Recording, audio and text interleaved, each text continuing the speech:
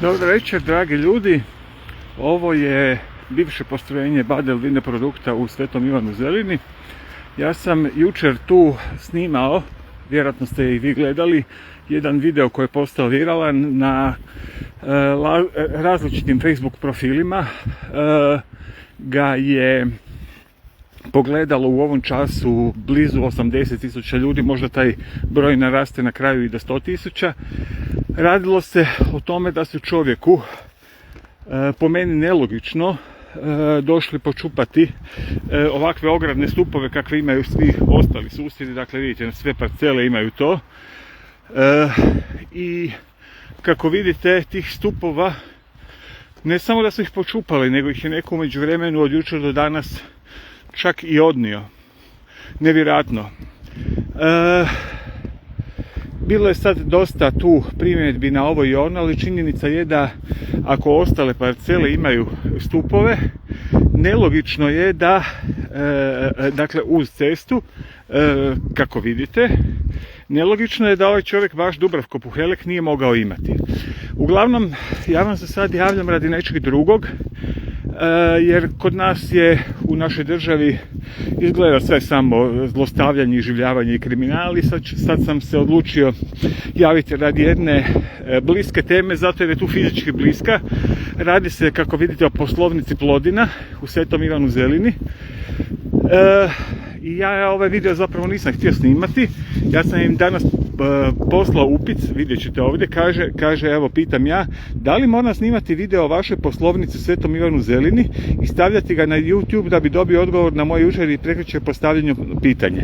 Dakle, to sam uputio korisničkoj podršci Plodina i nisam dobio odgovor i očito ja moram snimati ovaj video.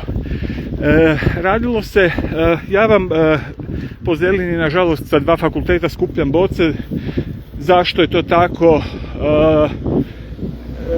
Ne moram vam možda puno pričati, zato jer kako znate, naša zemlja je 126. po pravosuđu na svijetu, iza većine najzaostalijih zemalja Afrike, baš neposredno iza Čada, najzaostalije zemlje na svijetu. I pravosuđe služi HDZ-u, koje je samo 95. promijenio 60% sudaca i stavio svoje ljude za otimanje imovine i za reketarenje ljudi. To je jedina svrha pravosuđa. Imam 2 fakulteta, ali u gradu gdje gradonačelnik Koščec nema ni jednog fakulteta, naravno da ne možete naći posao, a drugdje isto otvaraju se radna mjesta jedino kad imaju već svog kandidata za to radno mjesto. No dobro, iz tog razloga moram skupljati boce. Evo sad ću vam pokazati, ovo sam danas samo na maloj ruti skupio. To je jedno 15-ak boca. Uglavnom, te boce treba negdje i prodati. I sad ja tih boca skupim dosta i prošli tjedan sam došao to prodati u Plodine u Svetom Ivanu Zelini. No, međutim, rekli su da oni kao ne otkupljuju. A ja rekao, pa po zakonu morate otkupljivati. Jedino vi pravite probleme, jedino vi i Trudbenik, bivši, to jest Konzum i Spar normalno otkupljuju.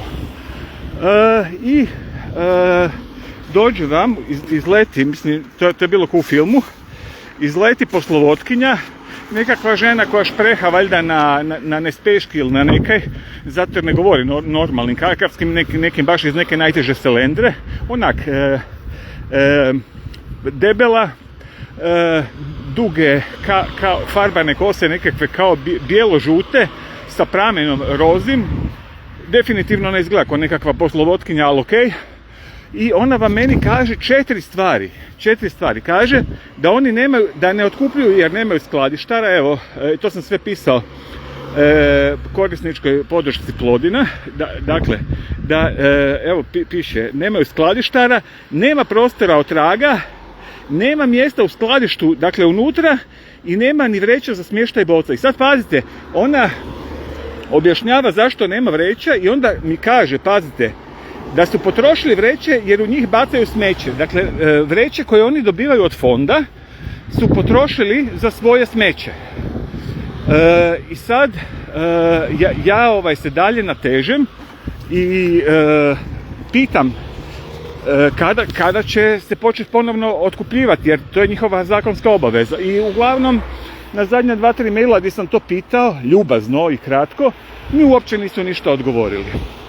Uglavnom, ja sam im rekao da to ovim korisničke podršci, da ću ja dokumentirati da poslovodkinja laže. I sad oni meni odgovaraju, pazite sad ovo kaže, ovo zadnji red dole, narančasto, htjeli bismo napomenuti da je neovlašteno snimanje i slikanje privatnog vlasništva subjekta zabranjeno. Ma nemoj. Ja pitam po kojem članku zakona i kaže obavijest je istaknuta kupcima. E pa ako slučajno tamo je na ulazu, ovdje boga mi nije istaknuta obavijest i sad idemo vidjeti. Dakle, prvo laže da je vanjsko skladište puno. Vidite da tu itekako ima mjesta, zna biti i puno manje mjesta. Svi koji tu prolaze znaju to. To je jedna stvar. Ovo drugo vanjsko skladište također nije puno. Vidite da nije puno. I evo ga, ono što sam vam htio pokazati, vidite, oni nekima preuzimaju boce, iako nemaju vreće, oni nekima preuzimaju boce i stavljaju u ove prozirne vreće, ali morate biti očito moralno politički podobni za to. Evo vidite da su u prozirnim, a ne u sivim kako inače za aluminij. Uglavnom, ja nisam htio, kužite, ja nisam htio snimati ovaj video, nisam se htio inatit sa ovima, no međutim ja živim od toga, a oni mi ne daju da živim, da radim i živim. Dakle, kužite, najprije imam 2 fakulteta pa moram skupljati boce, ali onda mi ne daju ni da skupljam boce. I vidi se dakle da naša država zapravo potpuni promašaj. Mi smo osnovali državu da je bila bolja od Jugoslavije, ovo je 50 puta gore od Jugoslavije. Ovo je tako nakaradno i zlo da je to nešto strašno. Uglavnom, ja ću ovaj video ostaviti na Facebooku, stavit ću ga i na YouTube i onda ću se nadležnima u Plodinama koji bi trebali kontrolirati šta se radi, sve skupa ću ih na to uputiti, zato jer ja ovo ne bi snimao da sam dobivao nekakve normalne odgovore. Ja sam dobivao luđačke odgovore i rečeno mi je da ne smijem snimati. Ma nemoj. Dakle, ako ćemo dopustiti da nas gaze, gazit će nas. Ja sam odlučio se danas suprotstaviti, a jučer sam pomogao čovjeku koji se suprotstavio i da vam puno ne duljim, ovo je za sada sve od mene. Hvala vam na pozornosti i do drugog puta, lijepo vas pozdravljam. Svako dobro, Bog.